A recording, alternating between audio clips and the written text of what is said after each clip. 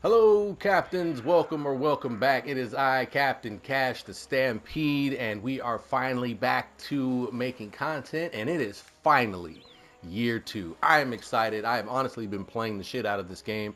As you've probably noticed, if you follow the channel, we've been doing far more streams than content creation, and yeah, that's why I'm apologizing right up front because, that probably wasn't the best idea, but hey, it's a testament to how great this game's update has been. But without further ado, let's go ahead and get into it. And actually, before we visit the Smugglers Network, I want you all to go into the store, toggle down to where you see this captain here pointing at you. He is free, and so are these seasonal spoils. I can also confirm that after a week has gone by, we are getting more seasonal spoils. So I got two of these last week, and I got two this week. I don't know how long this is going for, but I would wager it's not going to be for the entire season, so be sure to pick these up while they are available. Then after you do that, jump over here to the very final item on this page. You will notice that it has that nice new animated sail design that you've probably been seeing out there in the wild. This one is available for 10,000 silver. You can get this whole set for silver. It has an option to toggle between silver and gold. Just make sure that you toggle silver and add it to your collection.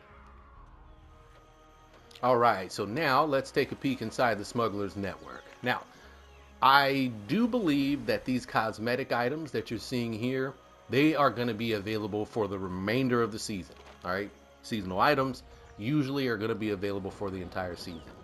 I'm not entirely sure. It kind of depends on how hardcore the developers went with the gear that we're getting each season.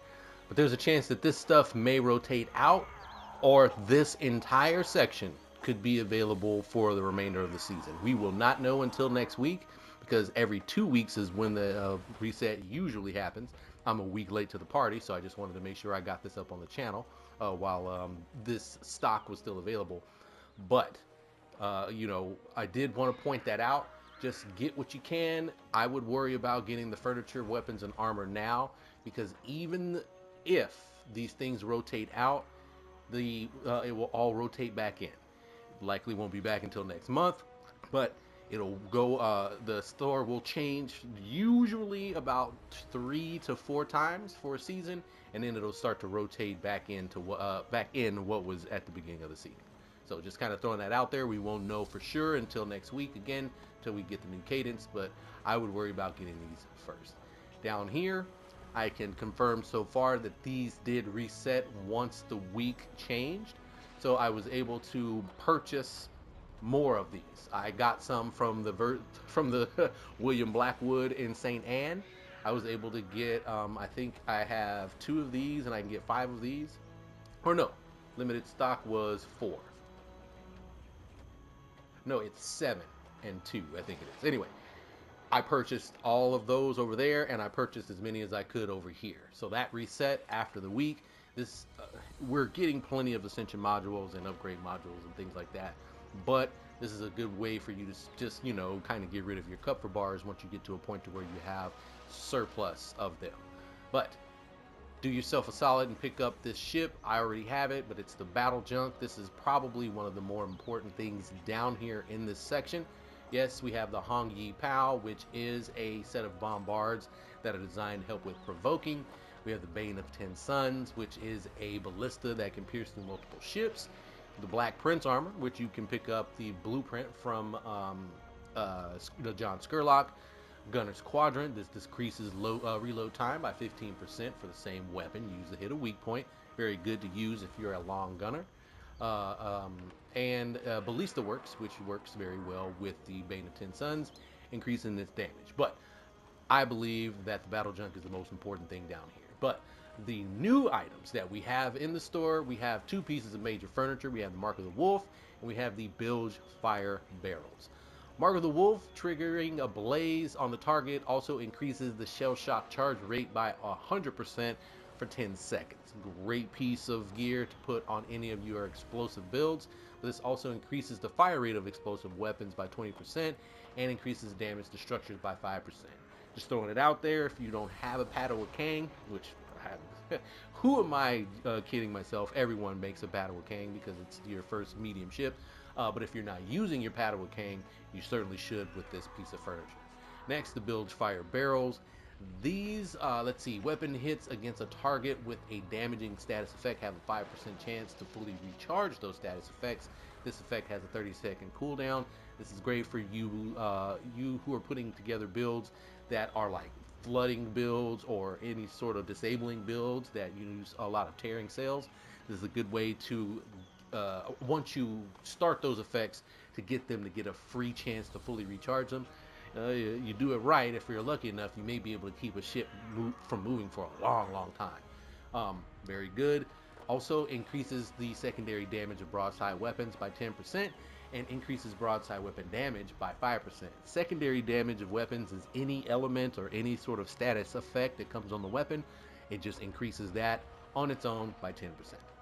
Now, for minor furniture, we have the Ramrod Workshop. Decreases reload time of broadside weapons by 15% and increases secondary damage dealt by broadside weapons by 10%.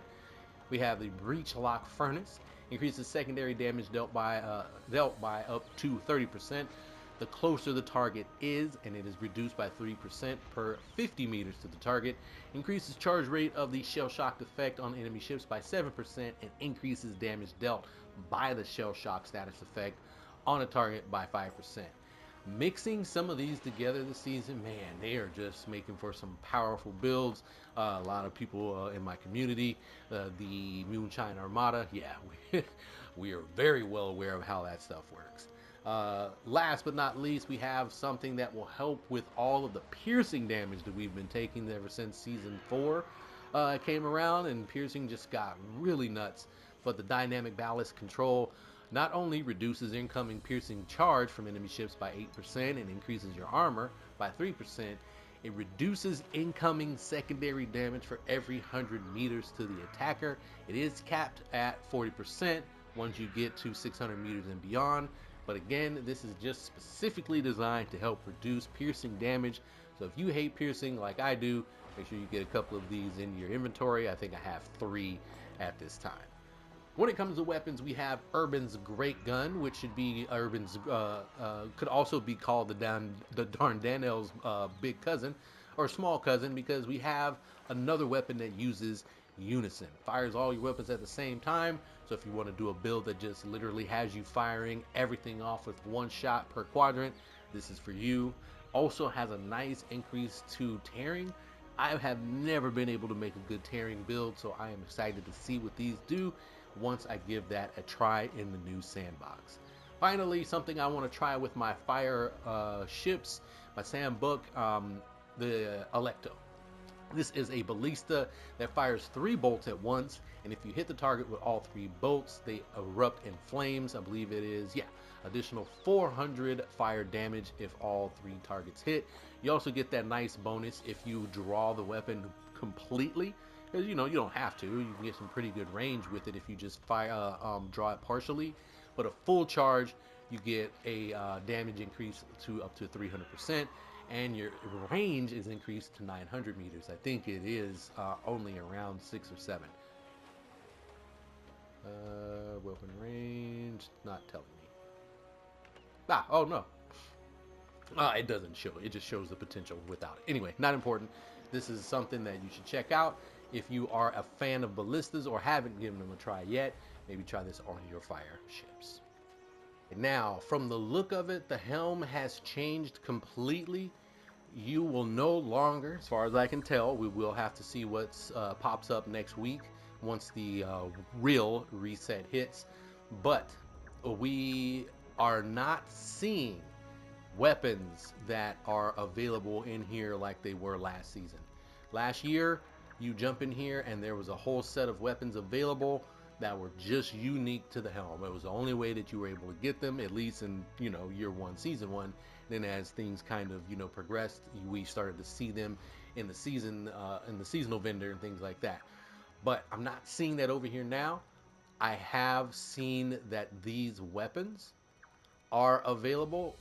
The Far Scourge 3, which is a long gun that does punctured and flooding damage on its own. This is a amazing set of long guns that I plan on doing some really fun stuff with. if they already have 2 free perks on it and you can add more to them with the ascensions, yeah, I'm sure these can get really crazy. So I picked up some. I need to pick up another one, and I also had the brick breaker, which are the new explosive culverins that you can buy. As best I can tell, these are still available, and their stock will refresh every week. Now, if this rotates out, we won't know until next week. But if I was a betting man, I'm going to say no, because none of this stuff seems unique. This seems just like, hey, you have extra eights, come over here and spend them in this area. Because it seems like right now, at least at the beginning of the season, our eights are really mainly focused on upgrading your helm, upgrading your ship, upgrading your weapons. Doesn't seem like the devs put a lot of focus on stuff over here. Yes, there are a few new things. There's even blueprints for the weapons I just showed you. Yep, brick breaker right there. I don't feel like combing through here to find the Far Scourge again, but they're both here. So if you think you want to just grab the blueprint instead of just picking up the weapon, you can do that. But everything here, the majority of it is just stuff that I had already purchased last year, which I'm okay with. That's fine. This allows everyone who's new to the game to purchase things that we already have.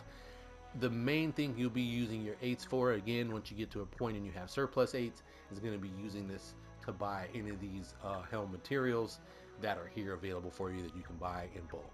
You can't buy as many as you could last year. You could literally buy as many as your stock would allow, but from the look of it, this is either going to reset every week for you, so you can fill up on these. I'll double check to make sure, because I'm starting to think that these should reset every hour, kind of like the commodity trader, but I'll pop back in here to make sure. Worst case, they reset every week. But yeah, Far Scourge, Brick Breaker. Most important things in there. And then down here, I'm pretty sure I saw another ship. And I see the Sam book. Yeah, there and there. So those 2 weapons and the Sandbook Blueprint are likely the most important things that you will need to get for yourself out of the helm at this time. Things have changed. The commodity traders, I can also confirm that as their stock rotates every hour, these things change every hour. When I first woke up, there were things like sinew string in here available, and I bought all the string that I could, and from here and from St. Anne. And yeah, after an hour cleared, it swapped some of the items that were available in the store. So if you are needing a small amount of anything to top off any builds, be sure to pop in here. Honestly, what I think everyone should do is pop into the commodity trader every hour, if you can think about it. Maybe every 2 to 3 plunders or 2 to 3 boss fights. Check in here to see what's available, because you may be able to have a nice secondary way to gain some materials that you aren't using at the moment, but you may be short on. But this is what we have over here. I won't show you what's available over at St. Anne, because honestly, it's the same stuff roughly. Um, Matter of fact, you know what? Let's go there. So here we are, commodity trader number 2, and I was wrong. Yep, lacquer's over here. So it's not entirely the same, but same idea. You'll want to pop into both of these every hour, because everything they have available can change. So keep an eye out on that. Now, when it comes to John Skurlock and Rama, they pretty much have the same thing as before. A couple of blueprints are available. Helm leases that are way too expensive for me to purchase. Upgrade parts, which you can get them for far easier ways out there in the world. So I really would stay away from buying anything from this cat, other than some of these blueprints. Bombard Menugerie, Bosun's Toll, Scooper Station 1, Brower's Powder House. The Chasers, stay away from those. The long nines that you want, because those are the ones that are the actual endgame ones. And let's see, the Black Prince, not a bad. Yeah, I mean, you can already get the actual armor right now if you want it out there. But you got that, smoke canisters, Gears Workshop. These are things that are not a terrible thing to get for yourself if these are items that you feel like you're going to be making builds out of. But the thing that you come to him and Rama for is going to be to sell your black market items. I have a substantial amount of these things I've been stockpiling, and I could come right over here, sell these to Skurlock. What I got 18. Oh no, he doesn't get those. But you keep a stockpile of these, you sell them for silver. Of course, all of you who play the game consistently already know this, but this is for new captains. This is where you get off of those and get yourself a large amount of silver. But this is what we have for John Skurlock. And here is what we have for Admiral Rama. She has the Lamari Makanan 1, Density Furnace, Kinkel's Laboratory 1, Lagrange Barrels. Same thing, she has, same parts that are super expensive. You have Rama's Legacy, which is her torpedoes, which are, not too bad. Pick them up if you haven't got them already, but you can also make... Oh no, don't get the Rama's Ambition. Here it is, Rama's Legacy. So, but same thing. You sell your other items to her. John Skurlock gets your liquids. She's going to get your smokables. Sell them to these two for large amounts of silver when you can. Now, we won't visit Rama and Skurlock again. We just normally pop in on them at the beginning of the season to see if they have anything new. Sadly, they don't, so we're not going to worry about them again. If I ever get updated or pop in there and see that there's something new for you, I'll be sure to share that information with you. But for now, that'll be the end of what we need from them. The final thing that you need to peek in on will be not this treasure that I have in the Outpost, but there's a new weapon over here. We have the Heavenly Lance. This is an electric torpedo that you can purchase for Monster Teeth. In fact, if you haven't been spending your Monster Teeth on anything, this is where you do that. You have the Lestari Trophy. You can make a blueprint for that. A blueprint for the Cannonball Charging Station and the Great Springled.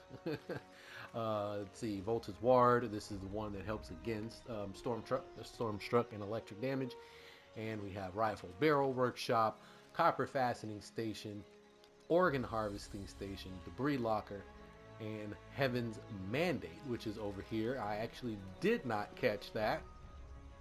That is pretty cool. I don't know why I didn't tab over. I have plenty Heaven's Mandates, but if you did not get the Electric Culverins, you can get the blueprint for them also. And then our armors, we have the Pishacha. This is the one that will heal you for ramming someone. The Leviathan armor, which will just heal you when you defend. So anytime you brace. Oh no, sorry. The Leviathan, this is the one that gives you armor for your sailing speed. Or Boros is the one that will repair you from bracing against enemy fire. Very, very good armor. This one is also very good. That one's probably the worst of the three, but there you go. And let's dismiss that. But that is it, captains. We are in the swing of things. Next week, we'll be looking at the Glory Adorned event, the Blighted Bastion, and the Revenant's Jaws. So this is the Pest, the Revenant Jaws. I believe that is the Explosive Lestari, which totally makes sense that one would pop up with our explosive new season and our explosive new gear.